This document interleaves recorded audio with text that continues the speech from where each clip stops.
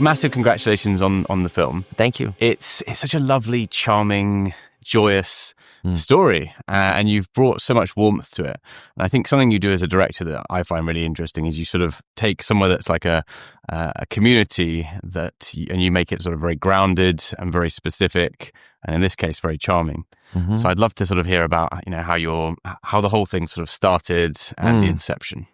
Yeah, well, that sense of community, I think, comes from just my love of people and relationships and you speak of community. I feel like one of the reasons I wanted to make this film was because I feel like I'm not quite sure where community is these days, and there's like a bit of nostalgia built up in this film of going back to another time. I mean, the early 2000s, obviously there was a lot of issues in the world back then, but there was also a sense of community, and I just think because of the lack of like smartphones and we had to go places if we wanted to go shopping, and we would have to interact with other people, and we weren't all staying in our own camps and our own isolated bubbles, I guess. So that was one of the reasons I wanted to make the film. I grew up in the suburbs. I grew up around big box stores. When I was in high school, I had so many friends that would bemoan the fact that we all grew up in the suburbs because they wanted to live in more cultural centers like the city of Denver. And I understood them, but I used to always say, but guys, we met each other here. Like, can't we just let's love where we're from? And I wanted to make a movie. I think that I've always wanted to make a movie that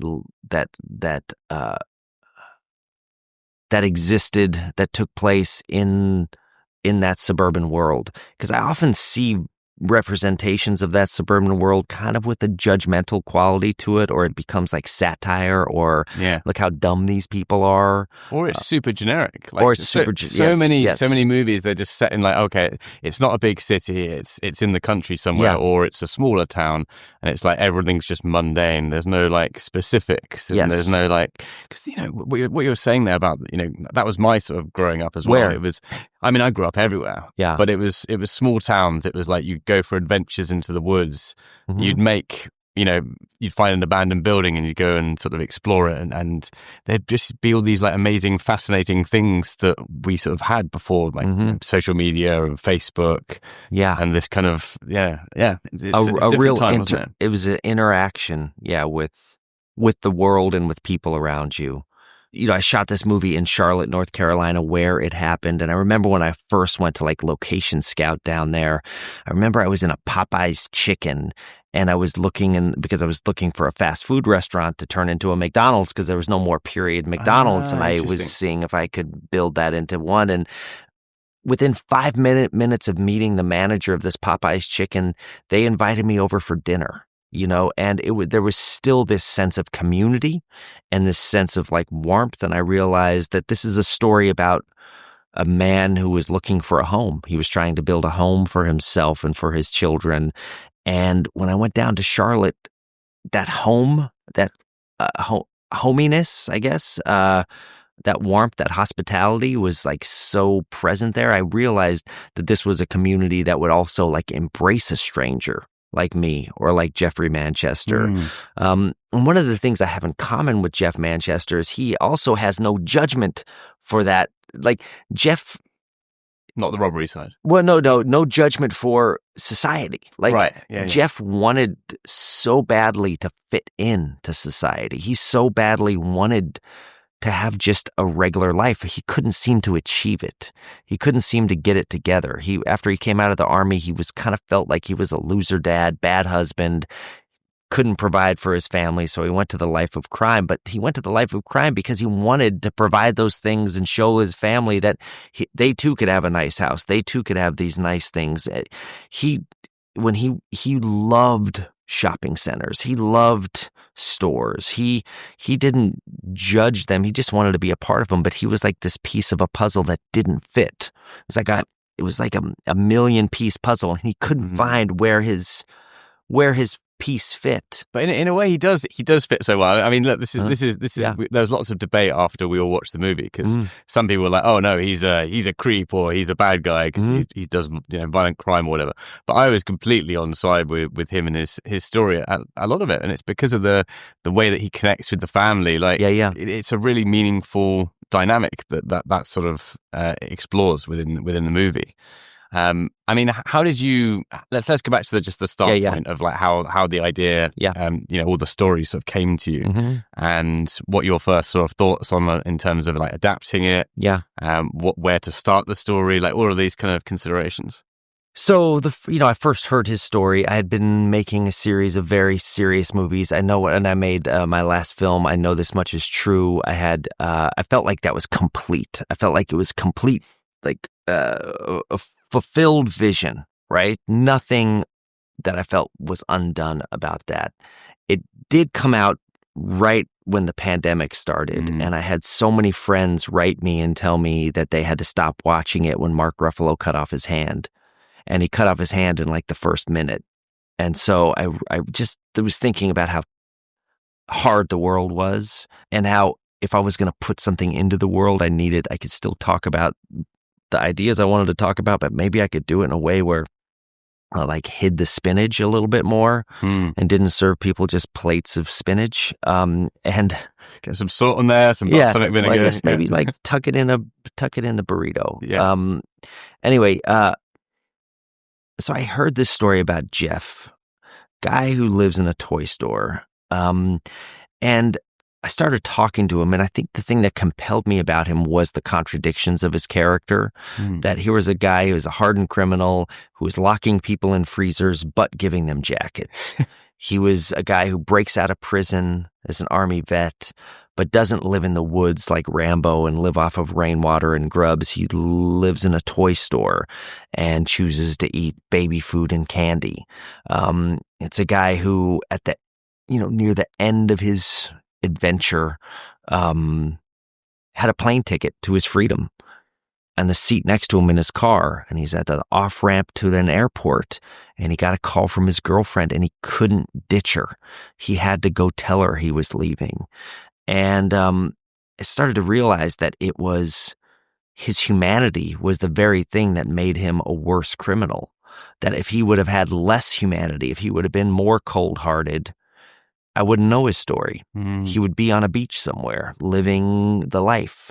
So he wasn't corrupted in a way.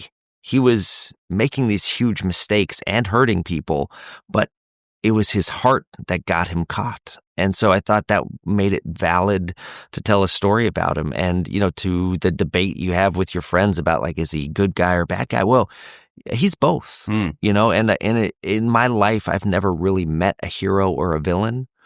You hear about them all the time in movies. And I think the black and white quality of our culture is very much like you're either good or bad. You're on the right side or the wrong side.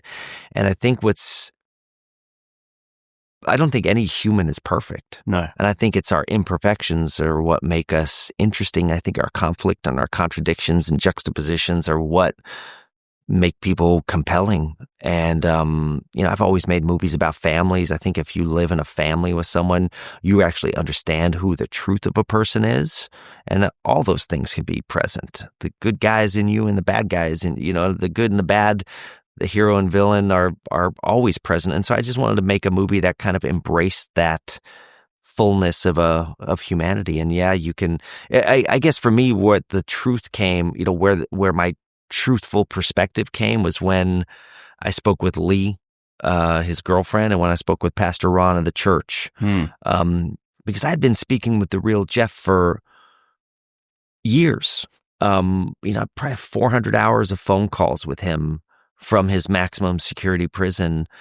And when I spoke with Lee and with Pastor Ron, they both, I had assumed that they would be angry with him or feel betrayed, but they both spoke about him with such care and such empathy and such, they met his mistakes with bigger forgiveness.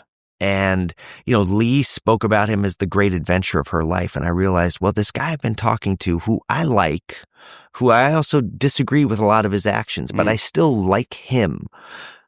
it's kind of what her feeling. It's kind of how she feels about him too. It kind of validated that for me, and I realized that this movie should take that perspective into seeing him, this perspective of grace. Yeah. I mean, there is a sort of an element of betrayal, isn't there?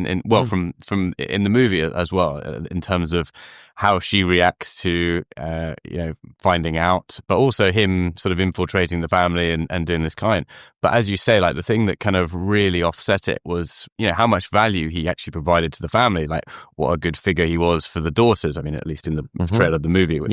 And it's a hard one to like. I was sort of when the phone call came at the end, I'm like I knew it was going to come, but kind of like had mixed feelings about it, which I guess is, a job well done in presenting this guy. Yeah. So, I mean, one thing I wasn't sure about when I was reading about the true life thing is, did she call the cops? Was that something that you adapted? Like, what did you choose to use that was completely from the story, and what did you sort of take, creative license or adapt in terms of like what fitted into the overall feel of the movie? Yeah.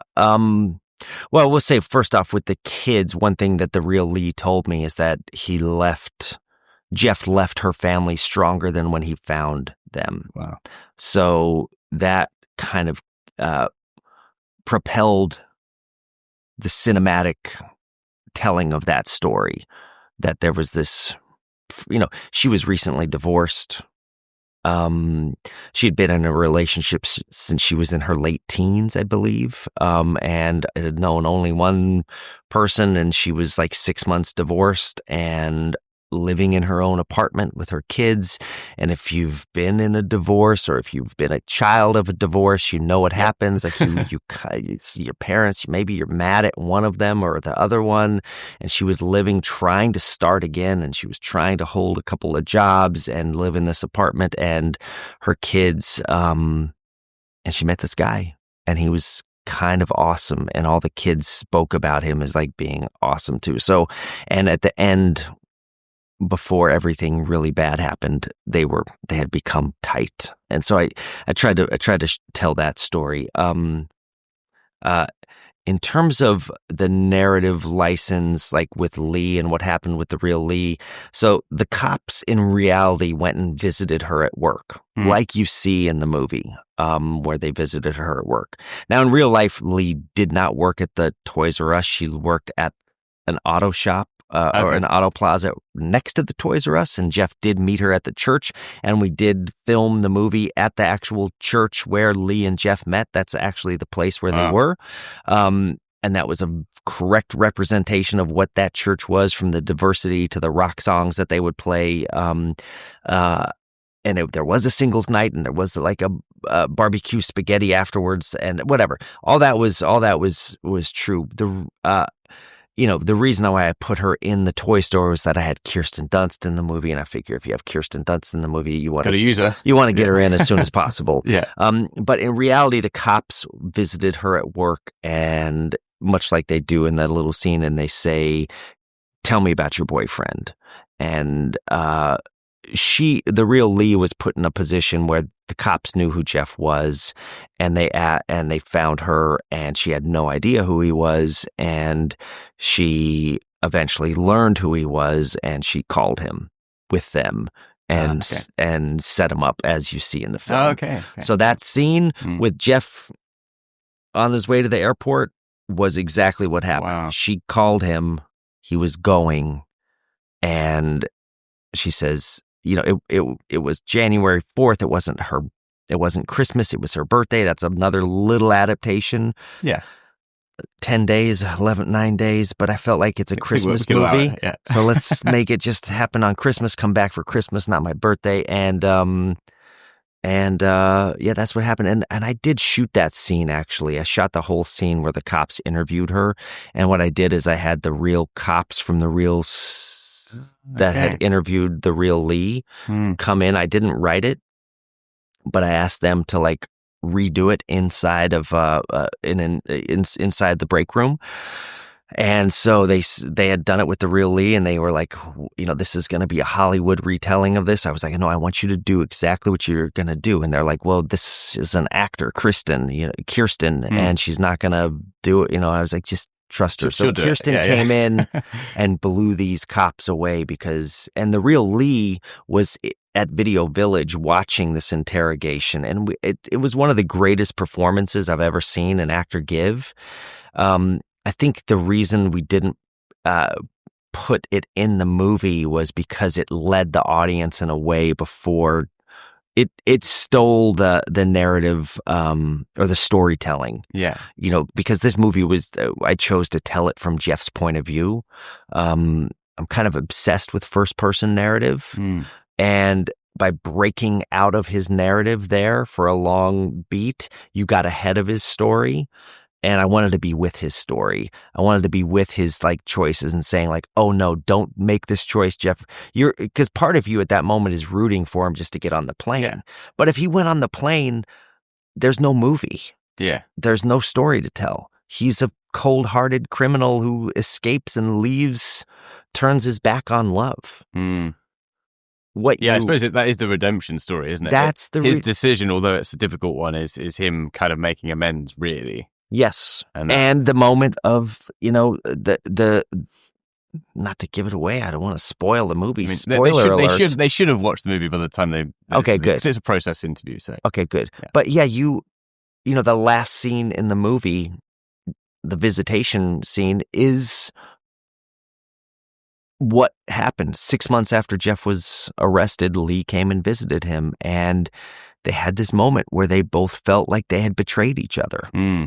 And they had this moment of forgiveness and that moment is almost as it's written almost from, the conversations that I heard each of them, their own retelling of that moment was pretty much, what we shot. And I think that's the story of the movie. It's about, and I make movies always about love and relationships and family. And I think not every relationship, we get fooled, I think, in movies and, with this idea of heroes and villains, but we also get fooled with never and forever. They lived happily ever after. They lived complicatedly. They lived complicatedly. Yeah. And love isn't necessarily forever. It could be a fleeting moment. Some of the most profound relationships I've had in my life have been 5 minutes. And they can really affect, and so they can change your trajectory. Yes, and they definitely did in this. Didn't they? They did. Was it difficult to get them both on board and some of the surrounding sort of characters? Because if anyone just sort of came to you and this was your story, I don't think that many ways that Hollywood would tell this story would be super on the warm side or the forgiving side or the balanced side. Like a lot of people might have it very heavy-handed or very anti-villain or and those kind of things. How did you sort of convince in those early conversations that this would be a fair story that kind of put across balanced points of views and got their permission, I suppose? Well, when I first started talking to Jeff, I had I just listened to him. I spoke for so many hundreds of hours, and he would call me Dr. Derek, and he would say he would lay down when I talked to him so I could shrink his head, and I think he enjoyed it. And I think also, I think Jeff is a big movie buff, and I think when he was living his life and making all these crazy stories and living this crazy adventure that is this movie, I think he was imagining that he was the protagonist in his own film. So I think when he talked to a movie director about making his life into a movie, I think it was part of his destiny and part of his overall, I think he knew it was going to happen as he was doing it. We just, I think had a trust. I remember one time Jeff told me, he said, "Derek, this is my story, but it's your movie. I want you to tell it in the way you see fit." He was like, "I trust that. I trust what you're going to do." And I think that just came from just our conversations with each other. In terms of Lee, I think if I had spoken to Lee and she had told me that this guy's an asshole, I hate his guts, I don't know if I would have had permission to tell the movie in the perspective that I did. Yeah, I think with as much of a character involvement. Yeah, or her character, it's the central bit of the movie, isn't Yes. it? Really, that relationship. I mean, Lee to me is the audience, and that's why I had to cast Kirsten, because you needed an actor that wasn't going to be gullible or wasn't going to be seen as dumb. She was just this kind woman who fell in love with this amazing person, but being a mom was her priority, and she could sense that something might be off the longer it went. And sure enough, her instincts were right, but sometimes you put those instincts down. And then at the end of the day, Lee said that she didn't regret a thing, that she would have done it again because she had this adventure that was the true adventure of her life. And so that's the audience's perspective. If the real Lee had told me something different, the movie wouldn't have the tone that it has. You know, that tone came from her, and it also came from Pastor Ron. I asked Pastor Ron one day, I said, tell me about the Bible. And he says, well, the Old Testament's all about judgment, and the New Testament is about grace. And that in his life, he tends to err on the side of grace. And I thought to myself, well, society has judged Jeff Manchester very harshly. It's given him 45 years. The judge who sentenced him to 45 years is actually in the film. She plays the prosecutor.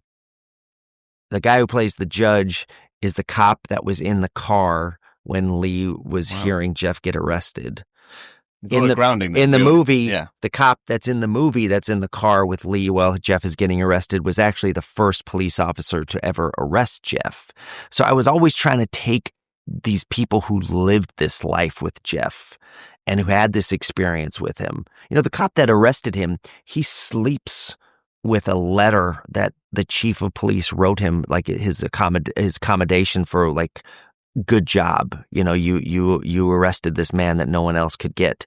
That's under his bed. Yeah. And so this was like a huge event in everyone's lives. So when I went to shoot the movie, I knew I couldn't just be Hollywood coming in and like pushing everyone out of the way and saying like, I'm telling my story now.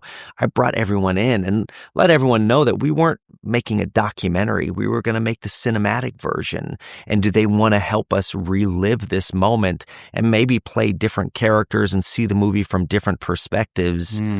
And I did really like that balance, actually, of some of the cops and some of the sort of authority figures. Yeah. Like that sort of energy that sort of comes in near the end feels really like a good counterweight against some of the warmth that we've sort of experienced in the film, and a necessary, like, okay, yeah, maybe not everyone sees him as this sort of lovable rogue. Yes. So how did Paramount get involved? How did the whole movie get greenlit after you to have the idea and script and everything? Well, so I did it. I wrote it. I met Channing, got Channing involved. So that was just letter to agent? No. I had wanted to work with Channing like 20 years ago after I saw Guide to Recognizing Your Saints. Yeah. I saw him in that movie. Have you seen the movie? No, I don't think so. I've heard of it. It's a great movie. I've only seen it once, but I really loved it. And I especially loved Channing because there's a moment where he's like walking down the street, his shirt's off. He's got like a bloody face. He's got like this dancer's body, but a boxer's face. It's like Gene Kelly and Marlon Brando. And he's wounded, beautiful, bruised masculinity.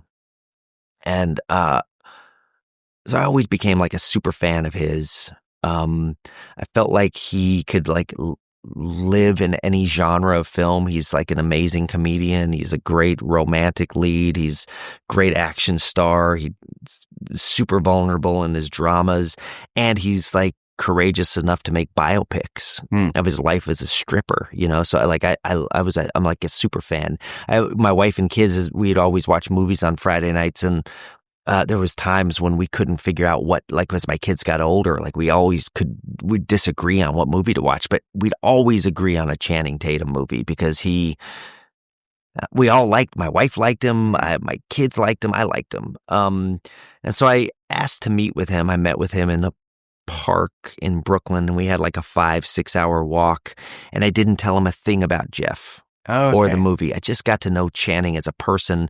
And, you know, the real Jeff has like a real connection to his inner child, I think, which is the reason why he lived in a toy store. And Channing has that as well. And so after I met with him, I went back, called my co-writer. I said, I think it's Channing.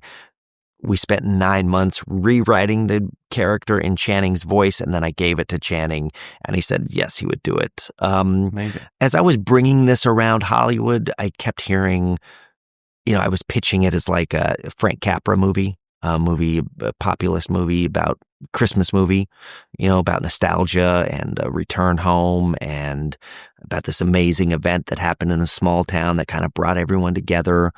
And I kept hearing that we don't make those movies anymore.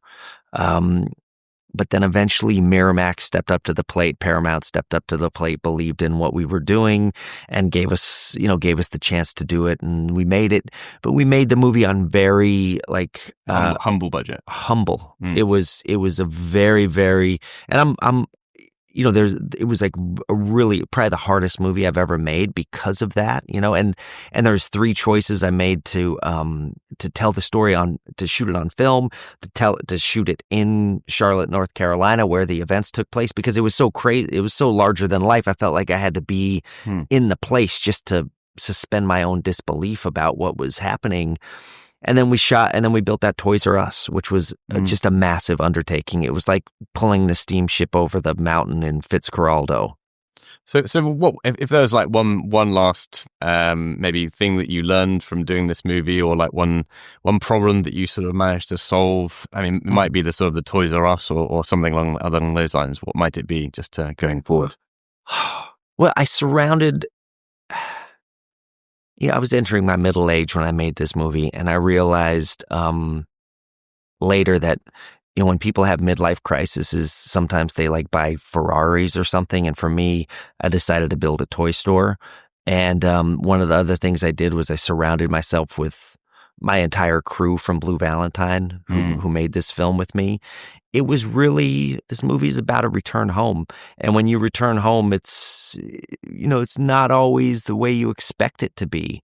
I think in fact, expectations are like dangerous in general in life. I don't think you should have expectations. I think you should have preparations and be open to what will happen. And so the story of Roofman, I made it with the people I love the most, with my deepest collaborators, and it was a joy, and it was a struggle, and it was I don't know if I have a moral to the story, except like you surround yourself with people you love, and you can make a home for yourself. Amazing. Yeah. So it's a lovely return to that kind of genre movie and time period. So yes, huge congratulations. Thank you. I thoroughly enjoyed it. It's one of my favorites of the year. So. Oh, thank you so much. Thank you for joining us so much. Yeah, great to talk to you. Lovely to chat.